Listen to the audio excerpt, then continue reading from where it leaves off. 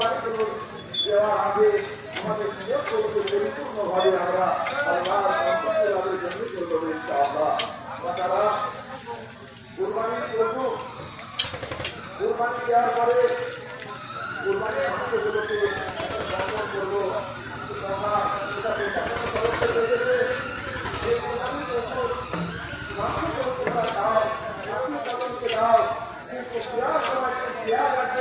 যেন আমাদের দেশের পরিস্থিতি ভালো হয়, আতঙ্কবাদী মনে করে, মৌলবাদী মনে করে, এদের ব্যাগগুলো দেখতে মনে হয়, এদের পরিস্থিতি আমরা দেখতে মনে হয়, এদের কিভাবে চক্রান্ত করে দেখানো যায়, কিভাবে এদের আদালতে তোলা যায়, প্রত্যেকটা আমাদের বিরোধী যারা তারা দেখানোর চেষ্টা করে এদের কিভাবে দেখানো যায়।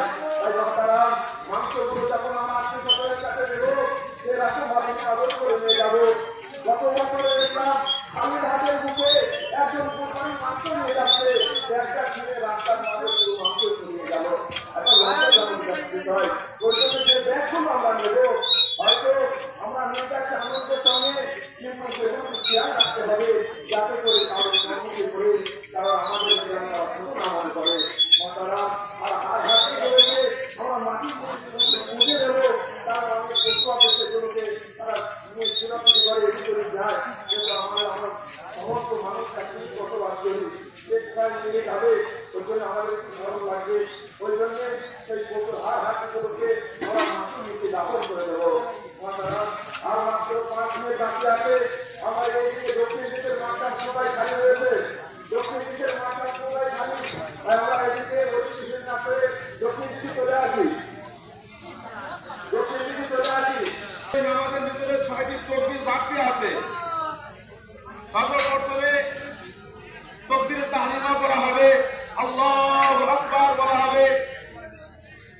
সানা যেরকম ভাবে আমরা বাঁধি, সানা করে নেব। করে নেওয়ার পরে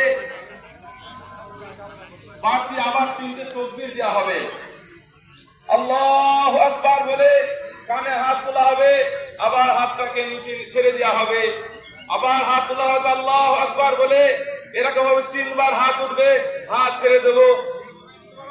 চতুর্থবার তৃতীয়বার শেষবারের সময় আমরা হাত বেঁধে নেব। সেই সময় ইমাম সাহেব সূরা কিরাত করবে, রুকু সিজদা করবে।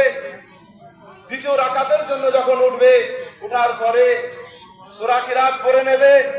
রুকুই যাওয়ার আগে আবার বাড়তি 3টে তাকবীর হবে।